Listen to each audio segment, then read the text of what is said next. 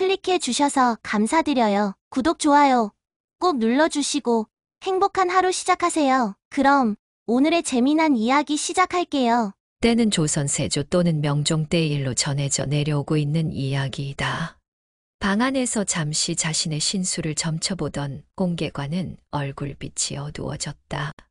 어허, 이런 억울한 일이. 한숨을 쉬던 홍계관은 또 한 번 신중하게 자신의 점을 쳤다. 옳거니 나를 살려줄 사람은 황씨성을 가진 사람이구나. 홍계관은 사람의 앞날을 예측하는 신통한 능력으로 종종 사람의 화를 면하게 해주어 그 이름이 널리 알려져 있었다. 그날은 홍계관 스스로 자신의 신수를 점쳐보았는데 훗날 자신이 사형당할 운세라는 점괘가 나왔던 것이다.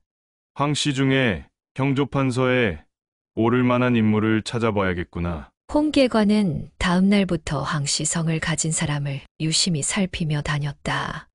하지만 그가 만나는 황씨들 중에는 형조판서에 오를 만한 인물이 없어 매번 실망해 실망만 거듭했다. 그러던 어느 날 황희 정승에게 아들이 여럿 있다는 소식을 듣게 되었다. 홍계관은 그 길로 황정승 댁을 찾아갔다. 홍계관은 황정승을 찾아뵙고 아드님들의 신수를 봐주러 왔노라 공손하게 아뢰었다. 홍계관의 명성을 익히 들어 알고 있던 황정승은 곧 아들들을 불러 모았다. 황정승의 큰아들부터 차례로 신수를 살피던 홍계관은 셋째 아들 황수신을 보고서야 저기 안도의 한숨을 쉬었다. 홍계관은 황수신 앞에 무릎을 꿇고 앉아 절을 하며 말했다. 도련님께서는 앞으로 형조판서의 자리에 오르시게 될 것이옵니다. 그런데 그때 분명 소인이 사형당할 처지에 놓여 도련님 앞에 나타날 것입니다. 하오니 지금 이 자리에서 저를 살려주시겠다는 각서 한 장만 써주십시오. 황수신과 다른 형제들은 홍계관의 엉뚱한 말에 한바탕 웃음을 터뜨렸다. 자네가 이 나라 제의가는 명복이라 들었거늘 그것이 헛소리인가 보이. 우리는 학문에 둔하여 아버지께서 과거를 보지 말라 하셨으니 우리들 중 그 누가 벼슬을 한단 말인가? 아니옵니다. 분명 벼슬길에 나가실 것이옵니다. 하오니 소인의 청을 거절하지 말아 주십시오. 홍계관은 형제들의 비웃음에도 아랑곳하지 않고 각서를 써줄 것을 청했다. 그러나 황수신은 그런 일은 없을 것이라며 홍계관의 말을 들어주려고 하지 않았다. 보다 못한 황정승이 아들을 꾸짖었다. 홍계관의 점이 맞고 틀리고가 중요한 것이 아니다. 다만 자신의 목숨을 놓고 그리 간청하는데 너는 어찌하여 그렇게 냉정하게 대한단 말이냐? 그것이 선비의 도리란 말이냐? 이리하여 홍계관은 황정승의 도움으로 황수신에게 각서 한 장을 받았다.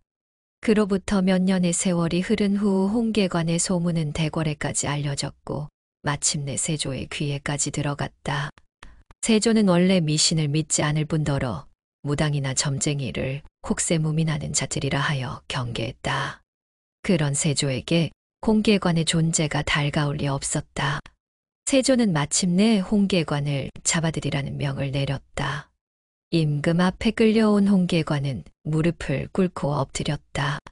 그래, 내가 점을 잘 친다는 홍계관이냐? 세조가 근엄하게 물었다. 소인의 점이 잘 맞는지는 모르겠사오나 이름이 홍계관인 것은 맞사옵니다. 홍계관은 조심스럽게 대답했다. 세조는 내관들에게 미리 준비해둔 헝겊 주머니를 가져와 홍계관 앞에 내놓으라고 명했다. 그렇다면 이 주머니에 무엇이 몇 개나 들어있는지 맞춰보아라. 홍계관은 잠시 중얼거리더니 아뢰었다. 집안 구석구석을 기어다니며 때때로 도둑질을 하고 목숨을 보전하기 위해 구멍을 찾아다니는 것으로 보아 쥐가 분명합니다. 그리고 그 수는 셋이옵니다. 홍계관이 쥐라는 것을 맞추자 세조는 내심 놀랐으나 그 수가 틀리자 홍계관을 다그쳤다. 분명 이 속에 쥐가 3마리 있단 말이냐? 만일 틀릴 경우 내 숨이 온전치 못할 것이니라. 소인의 말이 맞지 않다면 전하께 거짓을 아랜 죄로 어찌 목숨이 아깝다 하겠사옵니까? 홍계관이 자신 있게 말하자 세조는 내관에게 헝겊 주머니를 열게 했다. 그러나 주머니 속에는 쥐가 한 마리밖에 들어있지 않았다. 이런 사악한 놈 같으니 내 놈이 무슨 명복이라고 백성들을 현혹시키고 과인을 속인단 말이냐. 당장 능지처참하여도 시원치 않을 놈이로다. 세조는 홍계관을 즉시 형조로 넘겨 차명에 처하라고 명했다. 홍계관은 졸지에 죽은 목숨이 되었다. 옥에 갇힌 홍계관은 조용히 자신의 앞날을 점쳐보더니 안도의 한숨을 쉬며 빙그레 미소를 지었다.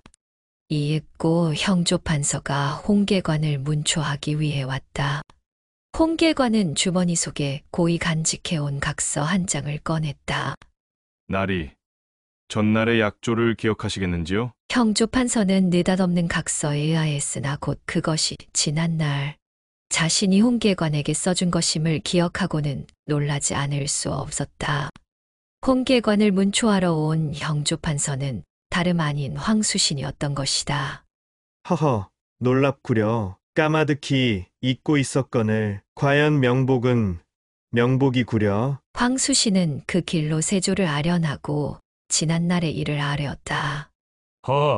과연 놀랍기는 하오만 오늘은 분명 홍계관의 점괘가 틀리지 않았소. 전하, 혹 쥐가 암컷일지 모르니 뱃속을 확인하여 보옵소서. 황수신의 말에 세조 또한 일리가 있다고 여겨 내관에게 쥐 배를 갈라보라고 명했다. 그랬더니 과연 쥐 뱃속에는 새끼 2마리가 들어있었다. 세조는 홍계관의 점괘에 감탄하며 즉시 그를 방면하였고 자신의 과오를 막아준 황수신을 신임하여 더 높은 벼슬을 제수했다. 이렇듯 홍계관의 점괘는 정확하기로 유명하였으나 틀리는 점괘도 있었으니 그것은 바로 사람의 수명이었다. 하루는 상진상 정승이 홍계관을 찾아와 물었다. 지난날 자네가 내 수명을 말해 주기를 모년모월이라 하지 않았는가? 헌데 그날이 한참 지나도록 이렇게 멀쩡하게 살아있으니 자네의 점이 틀리지 않았는가? 날이 인명이라는 것은 자신이 하기에 따라 달라질 수 있는 것이옵니다. 홍나리께서 덕을 베푸신 일은 없으신지요? 홍계관이 웃으며 말했다. 글쎄, 내가 무슨 덕을 지난날 길을 가다 충금으로 만들어진 금잔을 주어서 주인을 찾아준 적이 있었지. 그 주인 말이 자신은 대전수라간 별감인데 자식의 혼사가 있어 업에한 쌍을 몰래 갖다 쓰고는 돌려놓으러 가던 중 잃어버려 노심초사하고 있던 중이라 하면서 나에게 생명의 은인이라고 감사하다고 한 적이 있었지. 날이 다른 사람의 목숨을 살리신 일이니 그 정도면 충분히 수명을 연장하고도 남음이 있습니다. 홍계관의 정확한 생물 연대는 알려져 있지 않습니다. 대동야승이나 연려실기술 같은 조선 후기의 야사집이나 이익의 성우사설 등에서는 설화의 종료와 판본에 따라 15세기 세조 또는 16세기 명종 시기에 활동한 것으로 전해져 오고 서울 동작구 노량진동의 아차고개 또는 광진고의 아차산이란 지명이 홍계관의 죽음과 연관되어 있다는 설화가 전해 내려져 오고 있으며 출신지에 관해서도 한양과 경기 양주의 2가지 설이 있으며 조선왕조실록과 같은 역사 기록에는 등장하지 않지만 조선 전기의 점술가로 이름을 떨친 실존 인물이 훗날 민담과 설화의 주인공이 된 것으로 추정되고 있을 뿐입니다. 다음 시간에 찾아뵙겠습니다. 행복한 시간 되십시오.